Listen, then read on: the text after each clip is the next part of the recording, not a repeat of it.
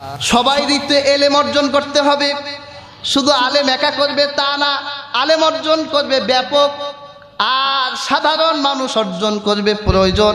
তার যতটুকু এলেম জানা প্রয়োজন সে ততটুকু এলেম অর্জন করবে। প্রিয় হাজিরিন, দুঃখের বিষয় হলো আজকে আমরা জনসাধারণ আমাদের প্রয়োজন মতো এলেম অর্জন করি না। ইসলামের 5টা বুনিয়াদ আছে। প্রথম ভিত্তি হলো কালেমা, লা ইলাহা ইল্লাল্লাহ মুহাম্মাদুর রাসূলুল্লাহ। এটা হলো প্রথম বুনিয়াদ। প্রিয় হাজিরিন, আপনার ইসলামের প্রথম যে বুনিয়াদ লা ইলাহা ইল্লাল্লাহ, এই লা ইলাহা ইল্লাল্লাহর ব্যাপারে পৃথিবীর প্রত্যেক মুমিন নরনারীর জ্ঞান থাকতে হবে। সেই লা ইলাহা ইল্লাল্লাহ এটা কি? এটা তো সাধারণ না। কুরআনে আল্লাহ বলে শাহিদাল্লাহু আন্নাহু লা ইলাহা ইল্লাহু ওয়াল মালাইকাতু ওয়া উলুল ইলমি কাইমাম বিল কিসত। এই লা ইলাহা ইল্লাল্লাহ সাক্ষী আল্লাহ নিজে দিয়েছে, সুবহানাল্লাহ। আল্লাহর ফেরেশতা দিয়েছেন, ইনসাফার ন্যায়ের আলেমরা দিয়েছেন। এই লা ইলাহা ইল্লাল্লাহ এই মন্ত্র কোনো সাধারণ মন্ত্র না। আপনি লা ইলাহা ইল্লাল্লাহ মুখস্থ করবেন, তারপর লা ইলাহা ইল্লাল্লাহর যেই দাবি আছে, যেই জ্ঞান আছে তা আপনাকে জানতে হবে। পুরা কালিমাটার ভিতরে আছে লা ইলাহা ইল্লাল্লাহ মুহাম্মাদুর রাসূল। লা ইলাহা ইল্লাল্লাহ এখানে আল্লাহ তাওহীদের স্বীকৃতি, আর মুহাম্মাদুর রাসূলুল্লাহ এটা হলো আমার রাসূলের রিসালাতের স্বীকৃতি। আপনার ভিতর যদি জ্ঞান থাকে, আমি এই লা ইলাহা ইল্লাল্লাহ এই সাক্ষী দিলাম, যেই সাক্ষী আল্লাহ নিজে দিয়েছেন, ফেরেশতা দিয়েছেন, আল্লাহ সত্তরনেশী আলেমরা দিয়েছেন, ওই লা ইলাহা ইল্লাল্লাহ সাক্ষী আমিও দিলাম। এটার মানে হলো এই তৌহিদকে আমার হৃদয়ে এমনভাবে বদ্ধমূল করব যে আমার আল্লাহ তৌহিদের পথ, দুনিয়া সব এই তৌহিদের উপরে কোনো কিছু স্থান দেয়া যাবে না। আপনার সামনে ভয় আসবে, আপনার সামনে হামলা আসবে, মামলা আসবে, জেল আসবে, জুলুম আসবে। এই লা ইলাহা ইল্লাল্লাহ যদি অপরাধ হয় তাদের কাছে, তাহলে আপনার উপর হামলা, মামলা, জেল, জুলুম আসবে। কিন্তু আপনি অটল থাকবেন তৌহিদের উপর যে লা ইলাহা ইল্লাল্লাহ এটা আমার জীবন, আমার প্রাণ। যদি মৃত্যুর আদালতে জীবন দিতে হয় জীবন দিব, লা ইলাহা ইল্লাল্লাহ দিব না। কিন্তু আপনি জানেন না, এই জন্য সকালে লা ইলাহা ইল্লাল্লাহ বিক্রি করেন, আবার বিকালেও বিক্রি করেন। নেতা এসে বলে, বেটা 500 টাকার নোট ঢুকাই দিয়ে গেলাম, আমারে দিস। তখন আপনি বলেন লা ইলাহা ইল্লাল্লাহ নিচের পকেটে থাকুক, উপরের পকেটে তো 500 এসেছে, যান নেতা আমি আপনাকে দিয়ে দিলাম। কিন্তু একটা বার চিন্তা করলেন না যে এই লোকটা কি আপনার আমানতদার কিনা, এই লোকটা আসলে আপনার কিনা, আপনার দিনের কিনা। চিন্তা করলেন না। নোট একটা পাইছে, লা ইলাহা ইল্লাল্লাহ আরেক পকেটে পাঠাই দিছেন। আবার বিকেলে একজন আসলো, বেটা 1000 দিলাম। এবার আপনার মুনাফিক হওয়ার পাল্লা, বাবা আপনি 1000 দিলেন, তাহলে লা ইলাহা ইল্লাল্লাহ আরেক পকেটে রাখলাম, আপনি 1000 দিয়েছেন, আপনিই পাবেন। এই সমস্যাটা আমাদের ভিতরে কেন? কারণ আমরা লা ইলাহা ইল্লাল্লাহ এটা মুখস্থ জানি, কিন্তু এটার এলেম আমাদের কাছে নাই।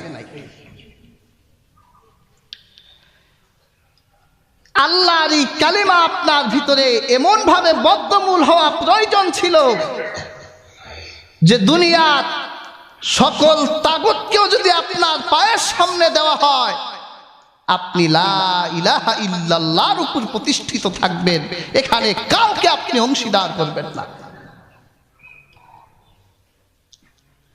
কাজেই হাজিরিন, ইসলামের এই প্রথম বুনিয়াদ লা ইলাহা ইল্লাল্লাহ আর আমার রাসূলের রিসালাতের স্বীকৃতি মুহাম্মাদুর রাসূলুল্লাহ, এই পুরা কালিমাটা ইসলামের বুনিয়াদ। দুনিয়ার সকল মুমিন মুসলমানের, হোক সে আলেম হোক সে বেআলেম, প্রত্যেকের লা ইলাহা ইল্লাল্লাহ মুহাম্মাদুর রাসূলুল্লাহর জ্ঞান অর্জন করতে হবে। তারপরে ইসলামের দ্বিতীয় বুনিয়াদ হলো নামাজ। নামাজ পড়তে হলেও কিন্তু জ্ঞান লাগবে। আপনি জ্ঞান ছাড়া নামাজ পড়লে আপনি 1000 বছর ইবাদত করবেন, আপনার ইবাদত কবুল হবে না।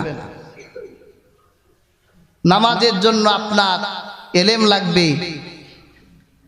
ন্যূনতম 4-5টা সূরা তো সহি করে মুখস্থ থাকতেই হবে। তারপর নামাজের মাসআলাগুলো আপনার জানতে হবে।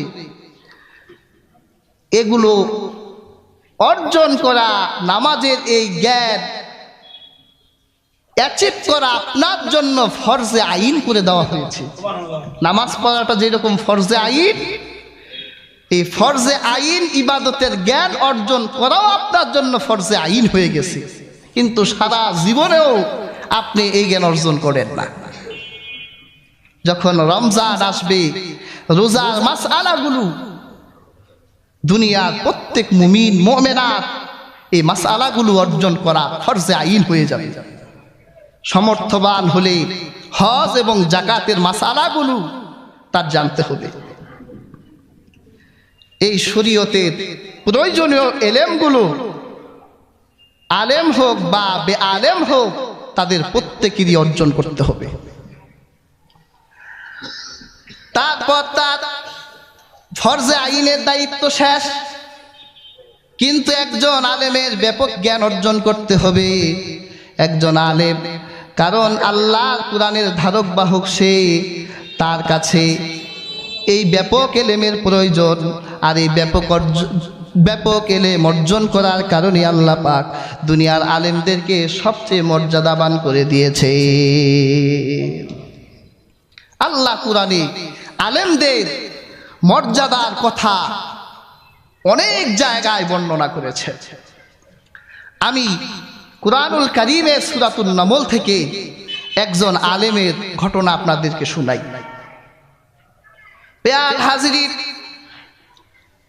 অবশ্যই আপনারা হযরত সুলাইমান আলাইহিস সালামের নাম শুনেছেন। তিনি আল্লাহর এমন এক পয়গম্বর ছিলেন। হযরত সুলাইমান আলাইহিস সালাম তিনি শুধুমাত্র নবী ছিলেন না, তিনি ছিলেন একজন মহাশাসক। আল্লাহ পাক এই দুনিয়ার, পুরো দুনিয়ার কর্তৃত্ব নেতৃত্ব 4 জন শাসকের হাতে তুলে দিয়েছিলেন। এর ভিতরে 2 জন ছিল মুসলিম আর 2 জন ছিল কাফের। একজন মুসলিম ছিলেন আল্লাহ পয়গম্বর হযরত সুলাইমান নবী আলাইহিস সালাম। তিনি একদিকে ছিলেন নবী, আবার আরেক দিকে তিনি ছিলেন শাসক।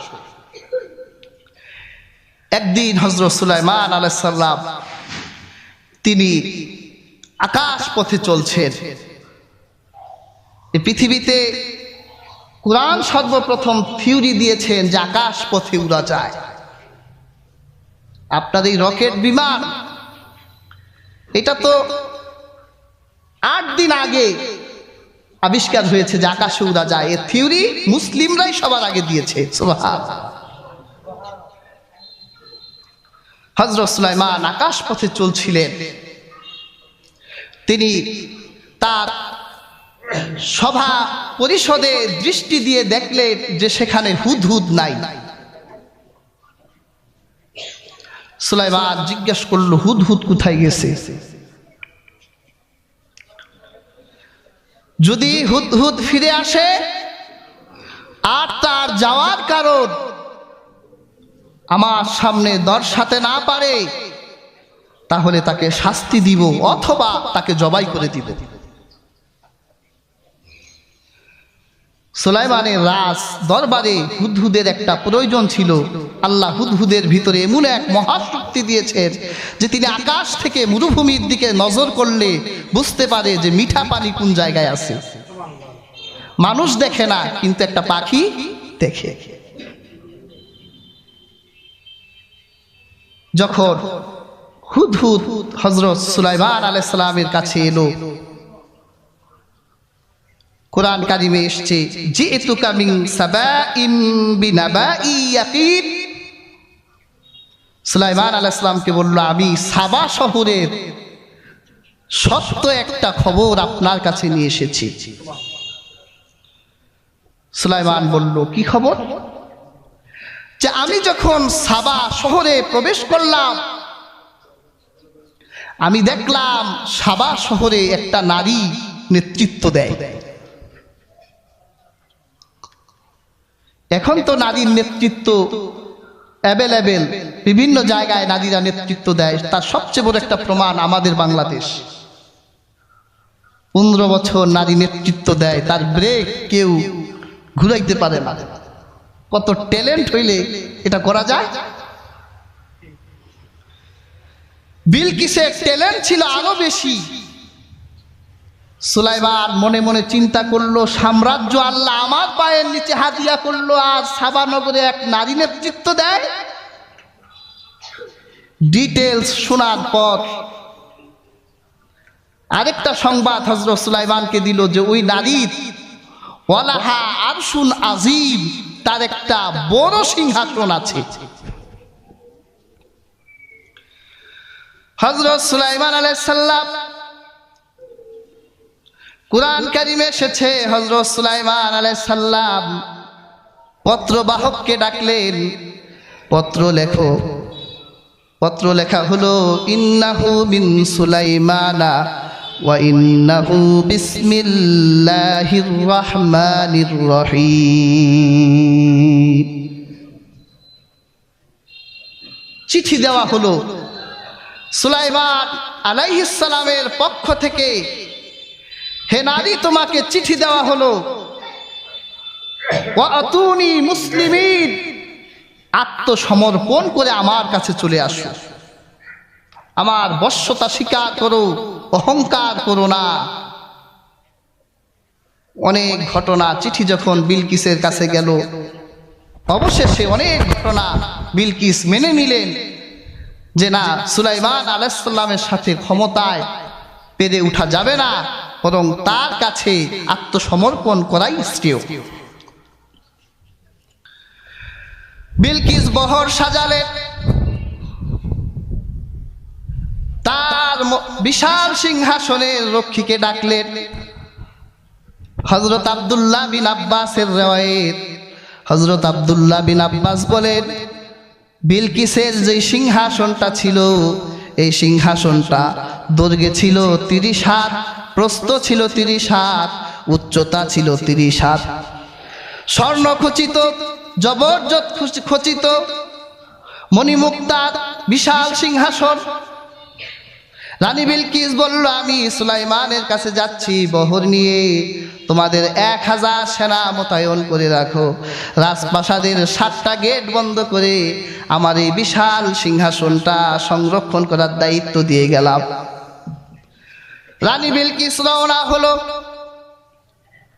আব্দুল্লাহ বিন আব্বাসের রিওয়ায়াত, হযরত সুলাইমান আলাইহিস সালামের থেকে রানী বিলকিস 3 মাইল দূরে। হযরত সুলাইমান আলাইহিস সালাম রানী বিলকিসকে সারপ্রাইজ করতে চান।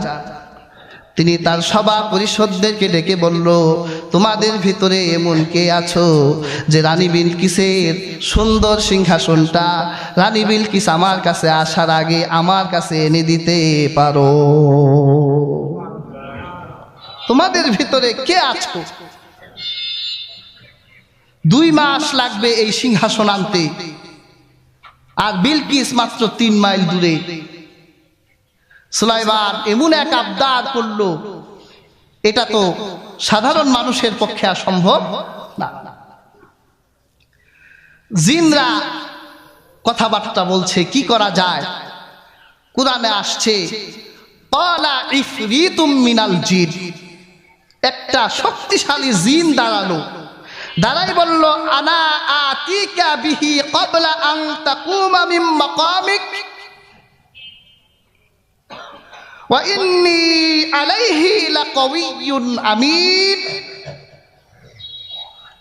জিনটা বলল, বাদশা, আমি আপনাকে ওই সিংহাসন এনে দিতে পারি।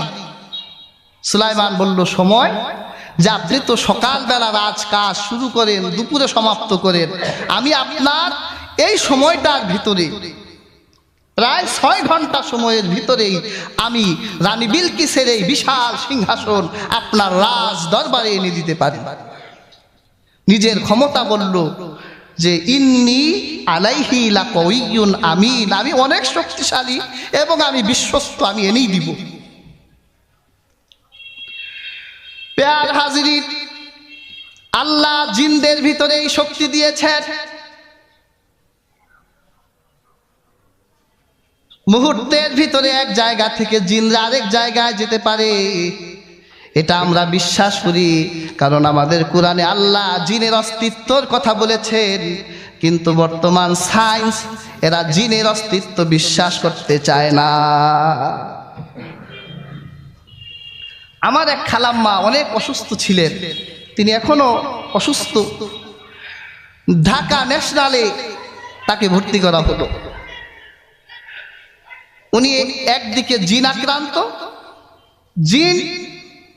আক্রান্ত হওয়ার ফলে তার শারীরিক রোগও সৃষ্টি হয়েছে। জিনরা মানুষের দেহে ঢুকলে শারীরিক রোগও তৈরি করে। ডাক্তার আমাকে বলে যে হ্যালো শুলে শোন হইছে, এটা জিন টিন এগুলো কিচ্ছু না। এক সময় আমার দাদি নানিদের সময়ে মরিচ পুরে নাকের সামনে ধরে তারপরে ঝাঁটা দিয়ে পিটাইতো, এগুলি সব কুসংস্কার, এগুলি কিচ্ছু না। তা তুমি যে হ্যালো শুলে শোন বললা, তার ভিতরে একটা অস্বাভাবিক কিছু একটা তো আসে, তা না হলে তো সে আর অস্বাভাবিক আচরণটা করে না। তার ভিতরে কোন কোন উপাদান একত্রিত হওয়ার কারণে সেই পাগলামি করছে, তোমরা একটা প্রতিষেধক বানাও। একবারও ঘুমের ইনজেক্ট করে তাদের ঘুম পাড়ায় রাখতে এখনো পর্যন্ত তোমরা তো ওই ঔষধ আবিষ্কার করতে পারলা না।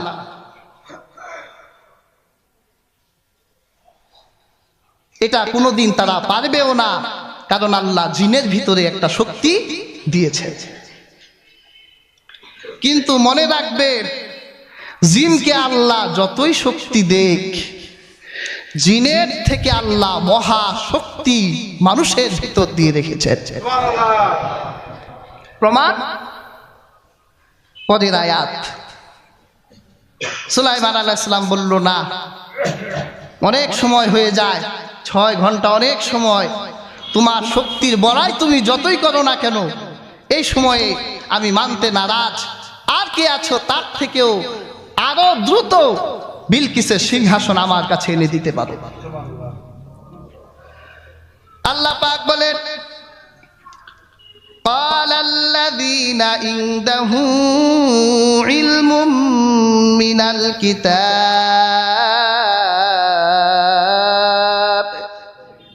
আল্লাহ পাক বলে, যার ভিতরে আমি কিতাবের জ্ঞান দিয়েছিলাম। আল্লাহ এখানে একজন আলেমের কথা বলছেন। এই আলেমের নাম হলো আসিফ ইবনে বারখিয়া।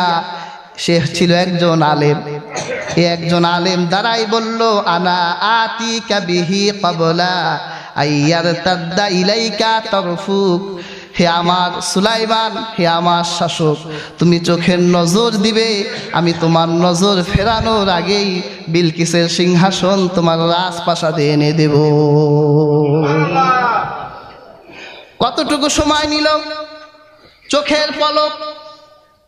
তাহলে দেখেন, একটা জিনের পক্ষে 6 ঘন্টায় যেই কাজ করা সম্ভব, আল্লাহর একজন আলেম বান্দার পক্ষে তার চোখের পলকেই সম্ভব।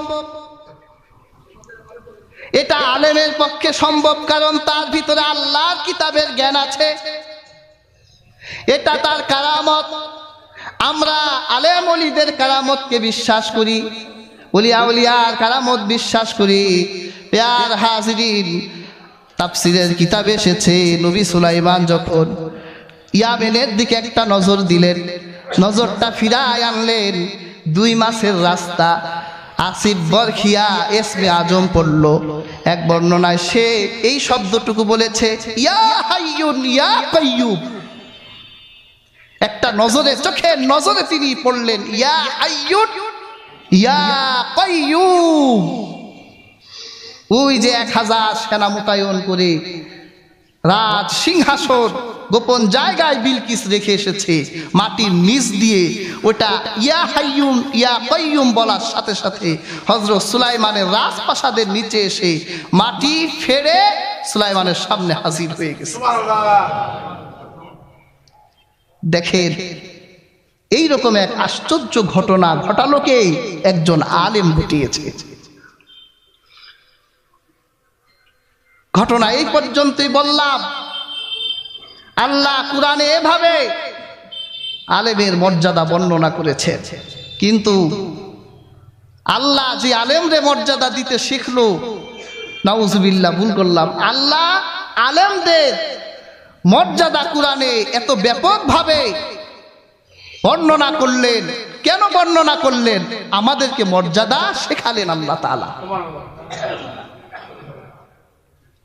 কিন্তু সে আলেমকে আমরা কতটুকু মর্যাদা দিই? আমরা বসে থাকি, অনেক জায়গায় যেতে হয়, অনেক মানুষের সাথে চলি। মিয়া সাহেব, আল্লাহর কুরআন যে ভিতরে আছে এটা এরা মানতেই চায় না। খারাপ ভাষায়, অশ্লীল ভাষায় মানুষকে গালিগালাজ করছে, ফাদার মাদার বিভিন্ন শব্দ বলে, অথচ তার পাশে একজন আলেম বসে আছে, পরোয়াই করে না, সম্মানই দিতে চায় না। তুমি মনে রেখো, তোমার সমাজ থেকে যেই দিন আলেমরা চলে যাবে, তোমার সমাজে আল্লাহ ফিতনা দুর্ভিক্ষ দিবে। তোমার সমাজে ফতোয়া নেবার জন্য কোনো আলেম খুঁজে পাবা না। জাহেলরা ফতোয়া দিয়ে নিজেরা পথভ্রষ্ট হবে, তোমাদেরকেও পথভ্রষ্ট করে দিবে। এখনো তোমার সমাজে হাক্কানি রাব্বানি আলেমরা আছে, সম্মান দিতে শেখো। আল্লাহ কুরআনে তাদের সম্মানের কথা বর্ণনা করেছেন। রাসূলুল্লাহ হাদিস পাকে অসংখ্য অগণিত জায়গায় আলেমকে সম্মান দিতে শিখিয়েছেন যে আলেমকে কিভাবে সম্মান দিতে হয়। যেখানে একজন আলেম থাকবে তখন সবার উচিত হবে সে আলেমকে সর্বোচ্চ সম্মান দেওয়া। কিন্তু আজকে আমরা নিজেরাই মাতবর। কয়েকদিন আগে এক কবরগাহে গেলাম, দেখি এক জাহেল কুরআন শরীফে সূরা ফাতিহাও পড়তে পারে না, উনি সূরা ফাতিহা শুরু করছে, মোনাজাত করলো। মোনাজাতের ভিতরে এত শিরকি কথা, নাউজুবিল্লাহ। এই মোনাজাতের ভিতরে বলে, আল্লাহ মরণের সময় আমার অমুক বাবার আমার সামনে রাখো। বেটা ফাজিল, রাসূলুল্লাহ দিদার চা, অমুকে মোনাজাতের সামনে তোর মরণের সময় অমুকে জান্নাতে যাবে কিনা এটা নিয়েই তো সমস্যা। সূরা পারে না, কিরাত পারে না, আমল নাই, ওযু গোসলের ফরজ তাদের কাছে জানা নাই। একজন আলেমকে এভাবে অপদস্থ যেই সমাজের মানুষেরা করে, তাদের কাছ থেকে ফিতনা ছাড়া আর কিছু আশা করা যায় না। আলেমদের ভিতরেও মন্দ আলেম আছে, ওটা দেখলেই বোঝা যায়। আপনি খারাপ চাল ভালো চাল চিনেন, তা মন্দ আলেম আপনি চিনেন না। মন্দ আলেম যদি হয় তাহলে বাদ দিয়ে দেন, যেটা মন্দ আলেম এটা চলবে না। কিন্তু মনে রাখবেন, একজন আল্লাহওয়ালা রাব্বানি হাক্কানি আলেমকে অপদস্থ করার অর্থ হলো আপনার আমলকে আপনি বরবাদ করে দিলেন। তার দুঃখ দেওয়ার মানে হলো আপনার নিজের আমলকে আপনি বরবাদ করে দিলেন। কাজেই হাজিরিন, এলেমের সম্মান, আলেমের সম্মান আল্লাহ কুরআনে রেখেছে। এটাকে সম্মান দেওয়া প্রত্যেক আলেমের জন্য আদাব, এবং এটা আবশ্যক। আল্লাহ সুবহানাহু ওয়া তাআলা আমাদের প্রত্যেককে আলোচিত আয়াতগুলো থেকে যে আলোচনা করা হলো এর উপর আমল করার তৌফিক দান করুক।